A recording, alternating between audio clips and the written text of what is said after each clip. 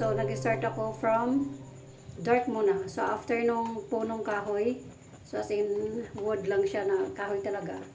Then, lagyan ko ng mga sanga. And after na ma-form ko yung mga sanga, so parang tatansyahin ko lang kung saan ako pwede maglagay ng mga leaves. So, and then, ayun nga, nag-tap ako ng mga black muna. It means, pag black,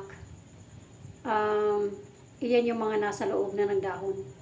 Ngayon, kukoveran natin ng green. So, napansin nyo naman yan, no? So, nauna yung black, which is means nasa loob siya. Yung mga dahon na nasa loob, so hindi na natin yung nakikita masyado. But, yung color niya is black na kasi nasa loob na siya ng mga, or natatakpan siya ng mga dahon. So, it's almost dark yung color niya na pag ginagawa namin mga artists is dark na lang siya or black. And then, papatungan na lang namin ng green, and then yung mga highlights like light green or super light yellow green. So ganun siya. So mahirap tayong mag-add ng music, so pinapatungan ko na lang ng voice over yung music kasi laging nakaka-copyright.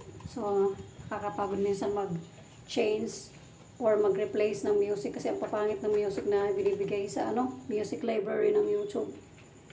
So, yung music na kinukuha ko is from music sa CapCut. So, sa CapCut ako nag-edit kasi mas sanay ako dun.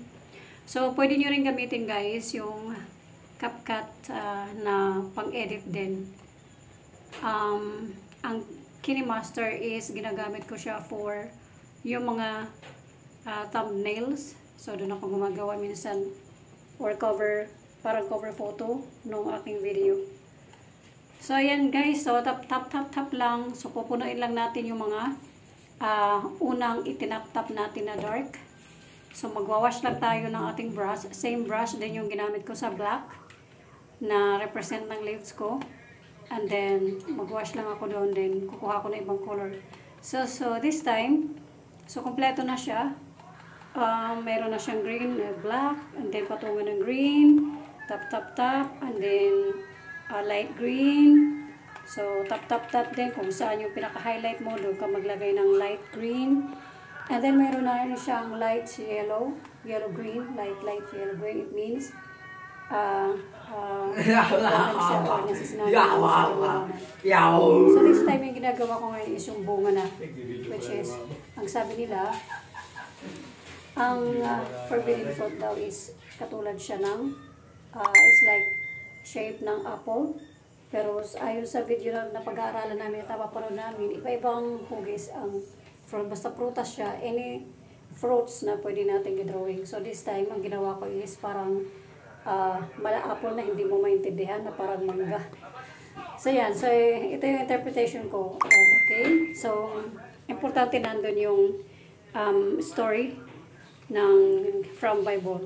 So, mas nagugustuhan ko guys, yung mga history ng Bible or mga Bible stories. Kasi parang nakakaisip ako or nakaka-form ako ng mga images doon sa mga nababasa ko. So, parang ganun. So, parang mas gusto kong mag-paint ng mga history from the Bible.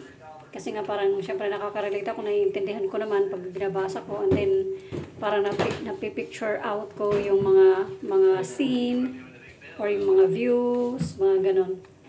Yung mga sceneries, yung mga alam nyo na, yung mga pangitain doon.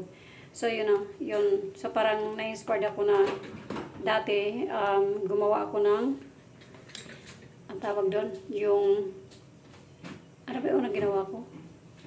Tree of Life. So, yun nga, nabili na siya. Nasa UK na siya.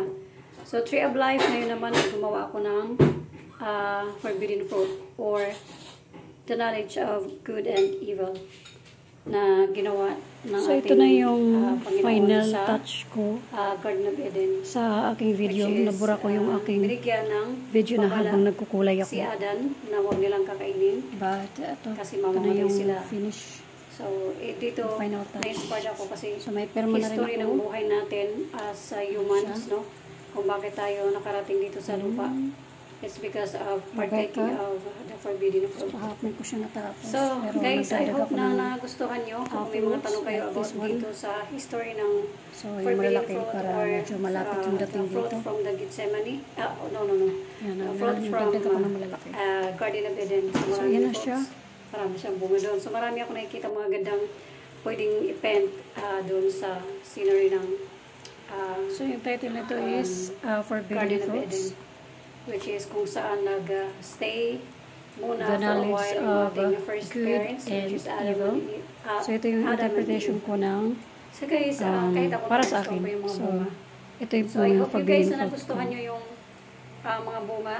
Okay, So, so maganda siya sariling tingnan. gawa. Maganda din siyang display. And, Ayan. So, I hope you guys na nagustuhan nyo walang yung reference. aking video ngayon. And then yung painting na ginawa Thank ko you for guys today. for So, watching. gagawa din ako ng iba pang Sana tuloy-tuloy kayong mag-support sa akin. Maraming painting salamat. from the Bible siguro or sa mga history ng church or anything. Thank you guys and bye-bye. Salamat sa mga support po ninyo. Hanggang sa muli!